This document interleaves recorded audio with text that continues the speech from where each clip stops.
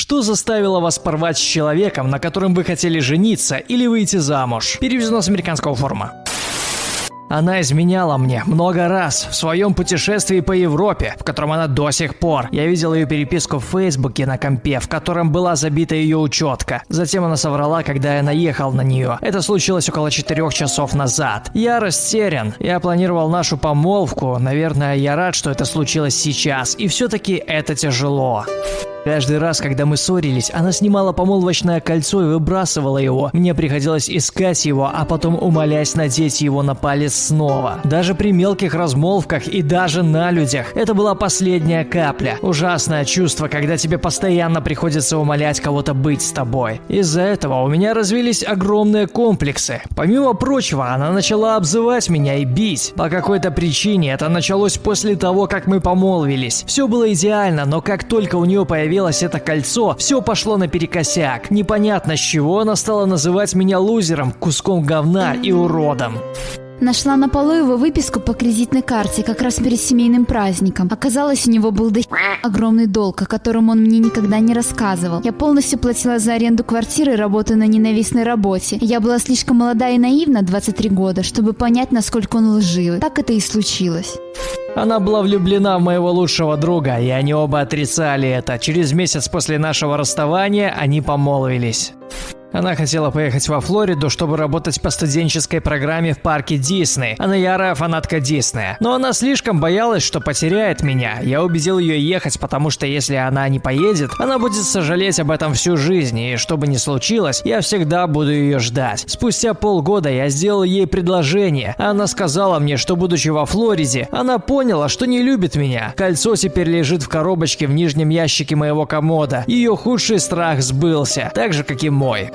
Я была помолвлена с парнем, с которым мы встречались 3 года. Мы планировали выездную свадьбу. Однажды он изменил мне с нашей общей подругой. Его мама, с которой он жил, пока мы искали жилье, случайно застала их посреди всего действия, когда выпускала собак погулять. Он не знал, что его мама их видела, но она позвонила мне и обо всем рассказала. Когда я сказала ему, он начал все отрицать, что только усугубило ситуацию. Конечно, я отменила свадьбу. Мы расстались.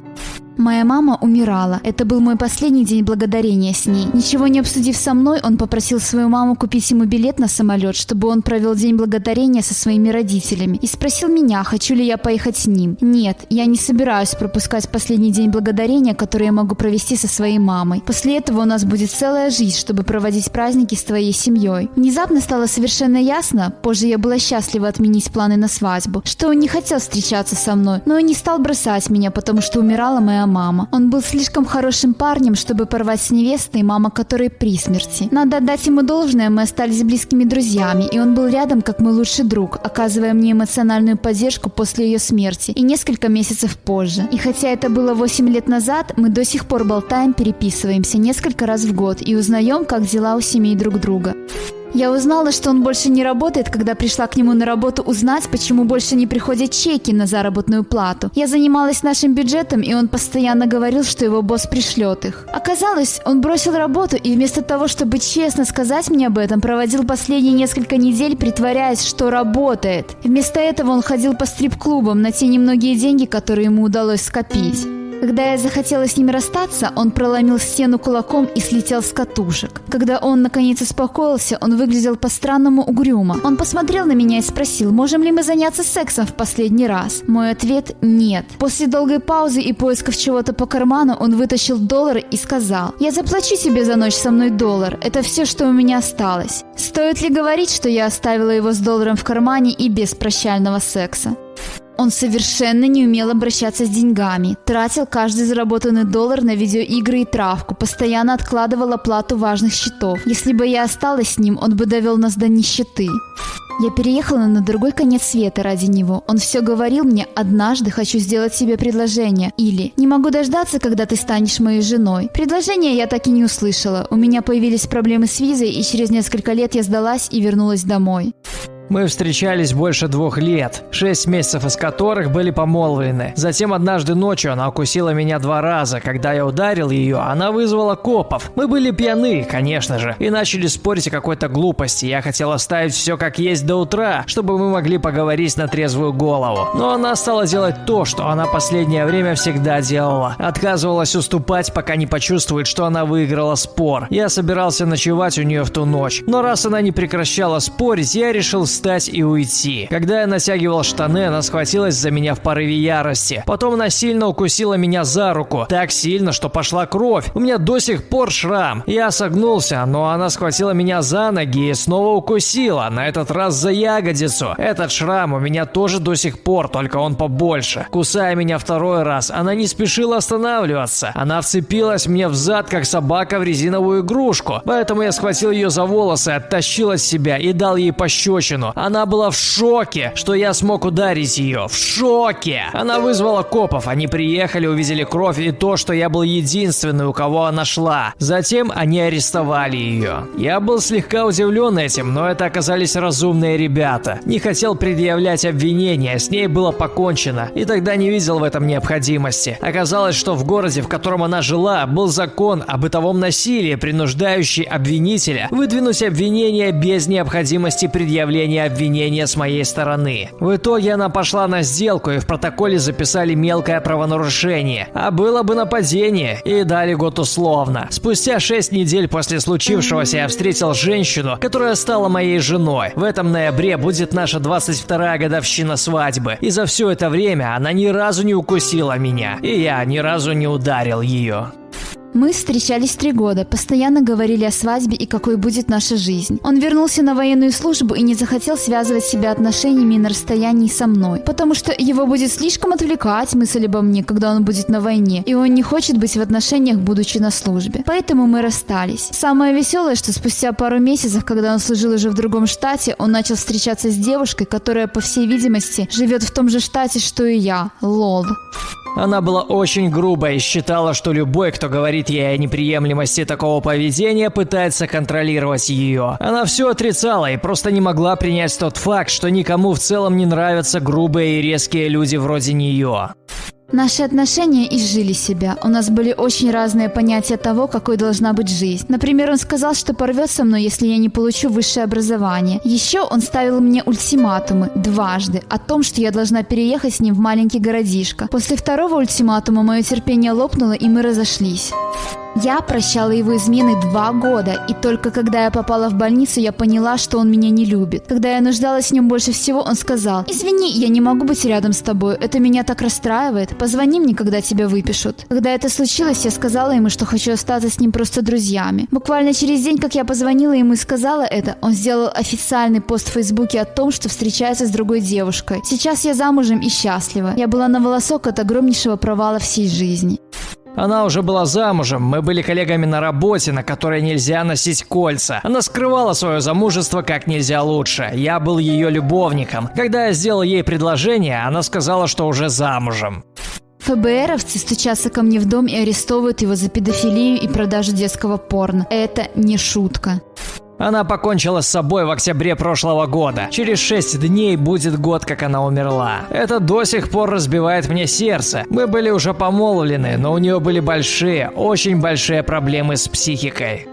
Честно говоря, я уверена, что он сошел с ума. Он постоянно обвинял меня в изменах, копался в моем телефоне и электронной почте, накидывался на меня, когда я поздно приходила с работы. Он позвонил мне на работу, когда нашел что-то, как ему казалось, компрометирующее, чтобы обвинить меня, и угрожал вышвырнуть из дома. Он нашел сообщения и письма от другого парня, с которыми я встречалась во время 9-месячного периода, когда мы с ним порвали, и назвал меня шлюхой, потому что, несмотря на то, что мы не встречались, мы до сих пор что-то значили друг для друга, и что я не должна была так поступать. Он был очень жесток. Он опускал меня и заставлял плакать, а потом издевался надо мной из-за слез. В какой-то момент я стояла вся в слезах на коленях, умоляя его не бросать меня. Я любила этого человека, как последняя дура. Все разлетелось в пух и прах однажды, когда я пошла с подругой на пляж, и он обвинил меня в том, что меня перетрахало все побережье. Это была, как говорится, последняя капля. Я больше не могла терпеть. Я достигла предела и не могла больше терпеть эмоциональное манипулирование и оскорбление с его стороны. стороны. Последовала большая ссора, мы расстались. Я вернулась домой и увидела, что он уже упаковал все мои вещи. Я ушла сразу же. Какое-то время мне не было даже где жить, но я вернула себе достоинство и самоуважение.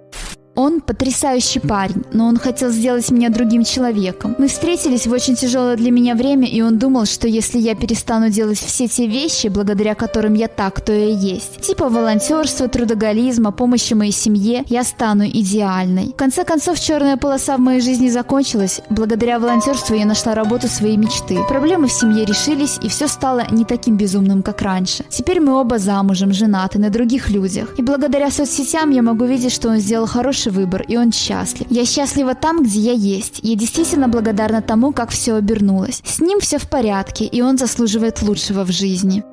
Подписывайтесь на наш канал и делитесь этим видео, чтобы не пропустить новые интересные обсуждения, мемчики и прикольчики.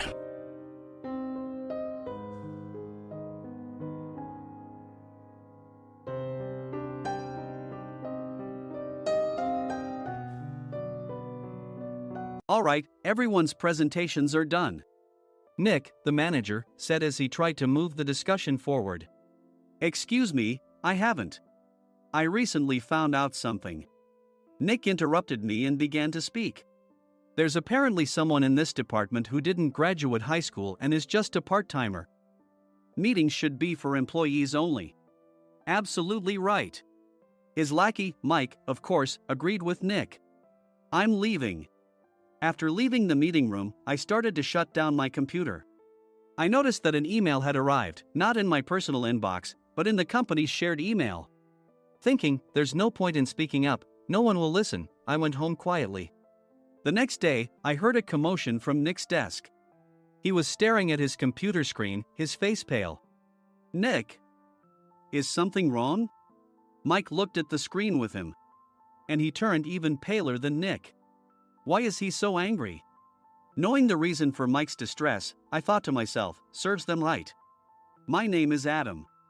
My mother passed away when I was in the 9th grade, and I was raised by my father. Well, you could hardly call it being raised. After my mother passed, my father changed. He drowned his sorrows in alcohol, and though he still went to work, he squandered our living expenses on horse racing. Because of that, I had to start working part-time as soon as I entered high school. Every month, I went to the convenience store with bills in hand that couldn't be auto-deducted from my father's account. Even though I endured it because I didn't want to be alone, I reached my limit in my second year of high school and dropped out. I found a live-in job at a distant inn. Thank you for everything. The day I left home, my father, still staring at the TV, spoke. Take care. That was our last conversation.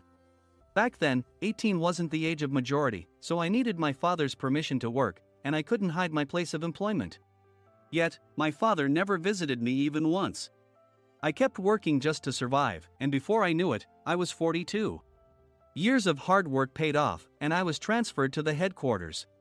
I was thrilled to be recognized by the company, as I thought I'd be working in the field until retirement due to my lack of formal education. Listen up. Our work can change the future of our employees. Don't drag us down. On my first day after the transfer, Nick, dressed in an expensive suit, spoke sternly. There was a reason for this. Our inn was located in a prominent tourist destination, known so well that everyone in the state could sing its commercial jingle. At its peak, we had 5 locations within the state. But that was long ago. Due to financial difficulties and aging facilities, only the place where I had worked for many years and the original establishment remained. I was prepared to lose my job anytime, but now there was a glimmer of hope. With the rise of social media, the tourist area where the inn was located started gaining attention again.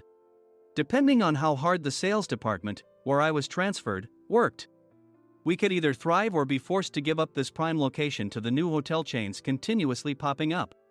For Nick, who had switched careers from another industry to strengthen our sales, this was a battle he couldn't afford to lose. I understood why he had to be strict. I will do my best. Nick sneered at my enthusiastic declaration. Did you not hear what I said? I'm sorry. I thought I was listening carefully. Out of habit from years of customer service, I apologized reflexively, though I had no idea what had offended him.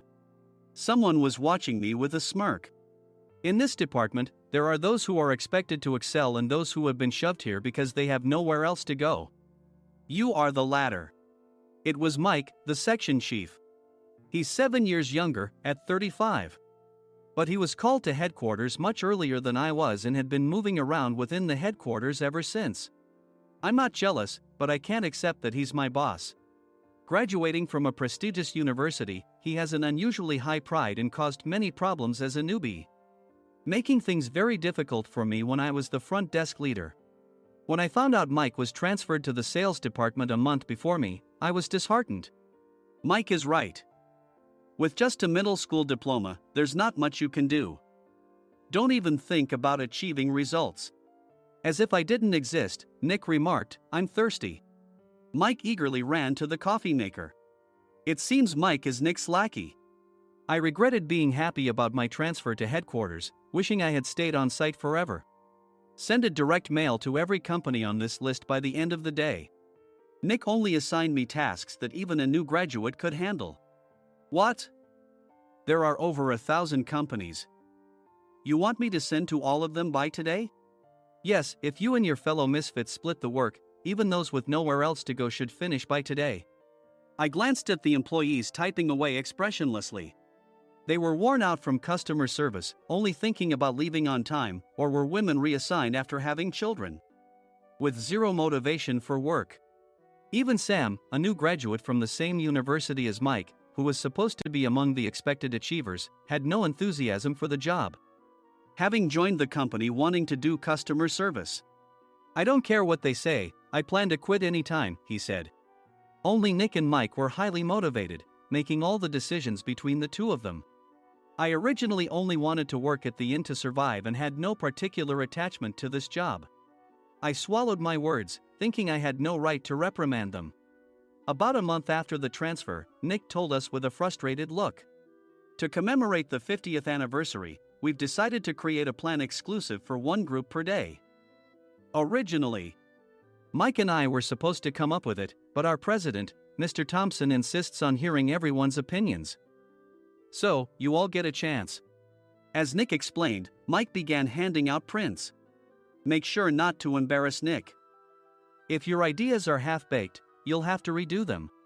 It seemed that they had printed his handwritten notes by Mr. Thompson, which included several questions and a section for free responses.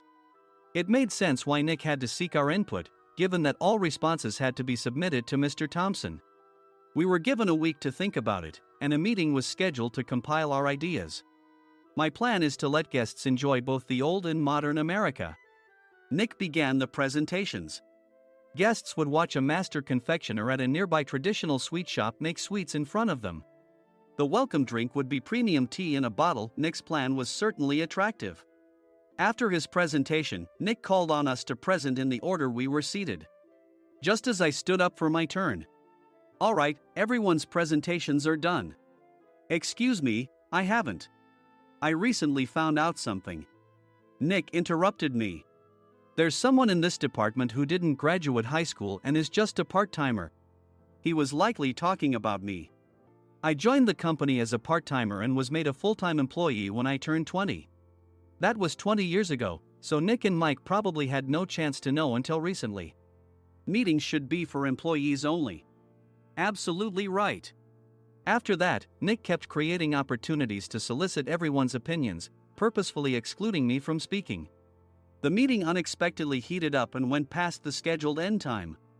A few people asked to leave, and the discussion continued with the remaining few. Still here? Normally, you'd leave in that situation. Though I had no attachment to the job initially, hearing kind words from customers made me want to make them happier. For someone like me, with nowhere to go, the inn was my home and customer service was my life. I felt pathetic about my current self. I'm leaving. I left the conference room and started shutting down my computer. I noticed an email had arrived, not in my personal inbox, but in the company's shared email. Thinking no one would listen to what I had to say anyway, I quietly went home. The next day, while preparing the DM as instructed, I heard a commotion from Nick's desk. In his haste to stand up, he hit his knee on the desk. He stared at his computer screen, his face pale. Nick! What's wrong? Mike, thinking he should be the first to rush over, approached Nick while still wearing his coat. He peered at the screen with Nick. And he turned even paler than Nick. Why is he so angry? Who is responsible for this company? Nick, more irritated than ever, asked, and Mike answered without checking. Probably Sam. Sam wasn't there because he was attending a morning training session for new hires. Nick gave up on getting angry and returned his gaze to the screen. They were looking at an email that arrived right after the end of the working day yesterday. Apparently, no one, including me, had checked it before leaving. The email was from a large company that used us for their annual employee trips. The president and executives of that company also frequently used our services personally. President of the company, Mr. Mason himself, had declared that neither he nor his company would ever use our services again. Well, some companies cancel their employee trips or stop using our services due to financial struggles. Let's just move on. Mike kept wiping the sweat from his forehead with a handkerchief. Knowing why Mike was so agitated, I quietly watched their interaction. Do you know how much revenue we get from that company? We can find other guests to fill the rooms, but we'll lose the banquet costs, gift shop revenue, rental car fees, and more. Moreover, the gifts were supposed to be prepared by the traditional confectionery shop involved in Nick's proposed plan. If it's known that we incurred such a huge loss at this critical time, Nick's position in the company would be jeopardized. Nick took a deep breath, seemingly trying to calm himself. All right, Mike. Go to New York right now and apologize to Mr. Mason. What? You're coming with me, right? I have urgent work to do. I trust you, which is why I'm entrusting this to you. Please. Mike, believing Nick's sincerity, agreed with a determined look on his face, saying, yes. That's Nick for you. Even if Mike went to apologize, Nick would shift all the blame onto him if the client didn't change their mind. Well, it was Mike's fault to begin with, so it served him right. About 3 hours later, Sam answered a call from somewhere and repeatedly apologized, saying, I'm very sorry. Everyone watched to see what was happening. After ending the call, he informed Nick with a weary tone. When Mike arrived at the client's company, he only made things worse, further infuriating Mr. Mason. He was demanding, get his boss here immediately. It was no wonder Sam was exhausted, dealing with such a call right after returning from training.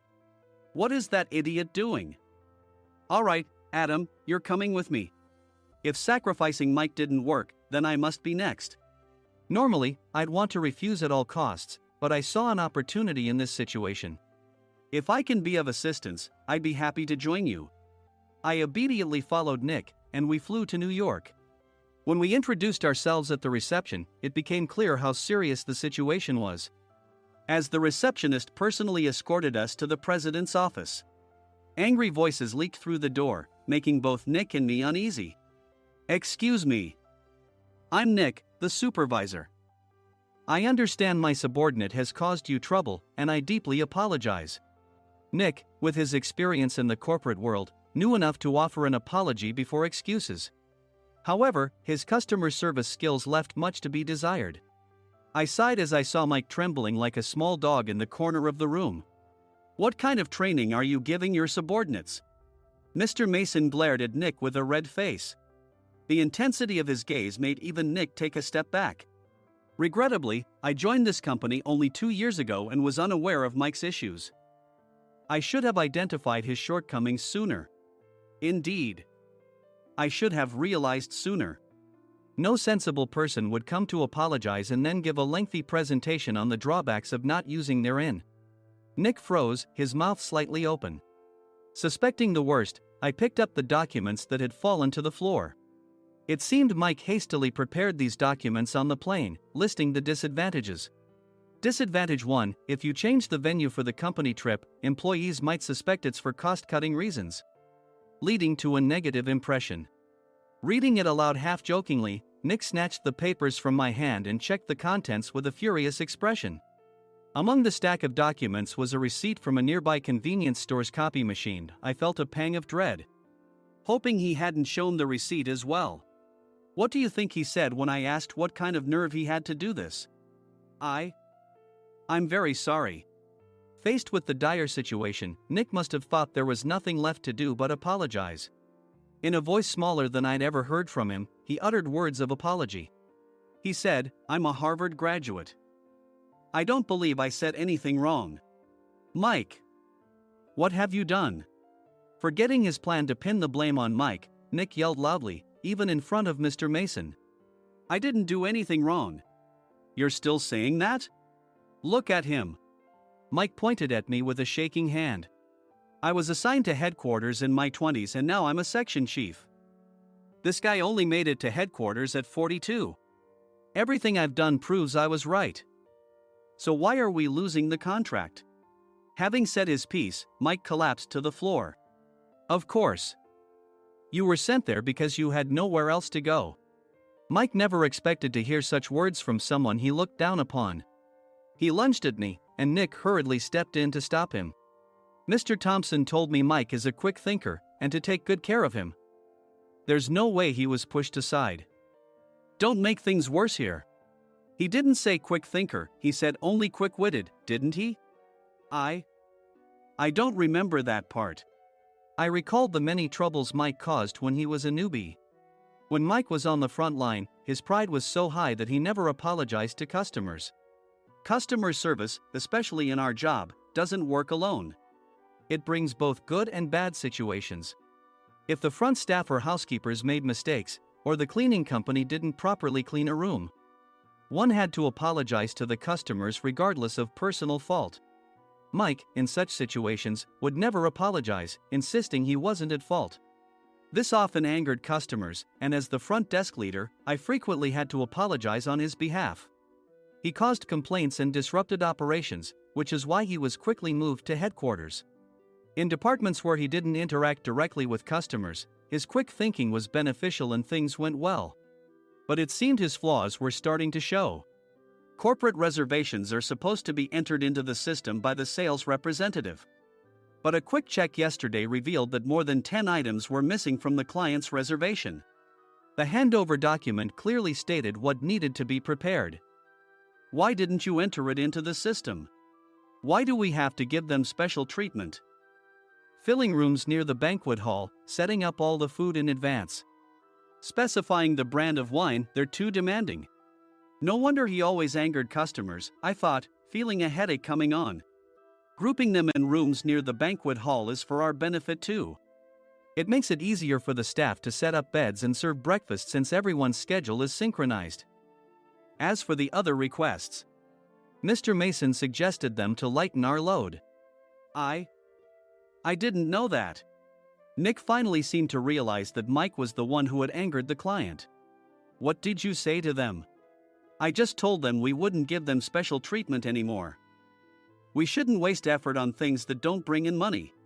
I was utterly exasperated at his lack of understanding of customer service. Of course, we shouldn't comply with unreasonable demands. But carrying over successful practices from past stays makes customers feel remembered and enhances their experience. Good memories encourage repeat visits. That's part of our job. I looked down at Mike, who was sitting on the floor. In our job, nothing is a waste. Mr. Thompson likely moved you to the sales department, hoping you'd finally understand this. How do you think he feels now that you've failed to meet his expectations? Mike, tears in his eyes, fled the president's office. I was amazed he still hadn't apologized. You have it tough, Adam. It's okay, we're all employees of the same company. I deeply apologize for this disrespectful incident. Especially after all the care you've shown us. If it weren't for you, Adam, I really would have stopped staying here. When I heard you were moving to the sales department, I was willing to reconsider if you handled it. Seeing us talk so amicably, Nick's face contorted. Do you two know each other? Adam's service is excellent. I always requested him specifically. Normally, we don't accept specific staff requests, but we made an exception for Mr. Mason, adjusting my shifts accordingly. He had personally stayed at our hotel just before my transfer, and during casual conversation, I mentioned, I'm moving to the sales department soon. If I hadn't told him then, things could have been much worse. Please continue to take care of us. I look forward to it. On the return flight, Nick awkwardly offered me a can of beer. It's still working hours. Of course, I had no intention of forgiving him for a single beer. Nick might try to pin everything on Mike and avoid any consequences. While pondering this, a startling fact came to light. Nick, the tea bottles for the plan have arrived. I handed Nick a bottle labeled with our inn's name. They look good. What are you talking about? These are plastic bottles. I had assumed we would use the trendy, high-end bottling tea. But what arrived were ordinary plastic bottles of tea with customized labels. The only unique aspect was the label, which had the inn's name, making it look customized. Upon further investigation, I discovered that a substantial amount of money was set to be paid to the tea company. It was priced like bottling tea. Does this plastic bottle really cost $100 each? The tea inside is specially blended for us. The extra cost is for that. Wouldn't it be better to use another tea company? Or is there a specific reason we must use this one? As Nick continued to make excuses, I showed him a printed email. I informed the tea company's president, Mr. Mitchell, that we discovered irregular payments and he confessed. He said you two were high school classmates and planned to split the extra money. That idiot. Why did he confess? That's not important. You should worry about yourself, this could turn into a police matter. Opening the bottle cap, I suggested. How about calming down with this tea? It supposedly has a relaxing effect. Nick drank the tea frantically. In the following days, decisions were made about their fates. Mike was reassigned to the General Affairs Department, with no chance of transfer or promotion, as per Mr. Thompson's orders. As for Nick, since the payment to the tea company hadn't yet been made, he narrowly avoided legal trouble. Instead, he was encouraged to leave the company, and to avoid further complications, Nick submitted his resignation. Rumor has it that connections between HR departments have made it difficult for him to find new employment. Even though it was good to have those two gone, something unexpected happened in the sales department. Everyone became motivated and united in refining the 50th anniversary plan. In the end, my plan was adopted. We collaborated with the Tourist Information Center to provide personalized guides. The plan, tailored to the number of guests, was truly special for the 50th anniversary. Hey, is Adam's family coming to stay? I immediately booked that special plan for my family. Sam noticed it on the reservation list and quickly picked up on it. Yes, I'm inviting my father. That's great. I might invite my parents too. I lacked the courage to face my father just as Adam. But here, with the confidence Mr. Mason praised, I felt ready. The 50th anniversary plan was a perfect opportunity to reconnect with my father. I hoped to bring back the days when we could laugh together as we once did.